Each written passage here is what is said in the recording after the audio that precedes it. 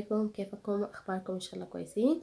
اليوم حاولت أغير من الفيديوهات الطويلة شوية وأعمل لكم فيديو سريع خفيف، اللي هو واحد من السناكات المفضلة بتاعتي، اللي هو البطاطس العادية. بجيب أصغر نوع من البطاطس اللي هي بيبي بوتيتو.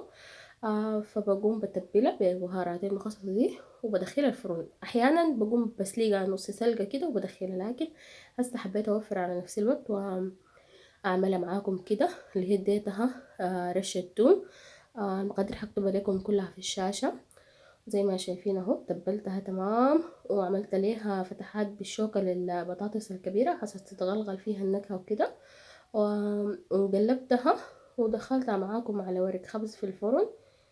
زي ما شايفين اهو قلبتها تمام، ودي الصينية جاهزة خطيتها فيها عشان ادخلها الفرن. انا دخلتها في درجة حرارة 200 لمدة نص ساعة وطلعتها حسب فرنكم طبعا يا جماعة. تاني بعد طلعت اديتها شوية ملح، صراحة انا خديتها مسافة كتير عشان كده الجلد كرمش شوية. بعد ذاك حاجة اختيارية، كاتشب ومايونيز طبعا ما بستغنى عنهم، وبالعافية عليكم.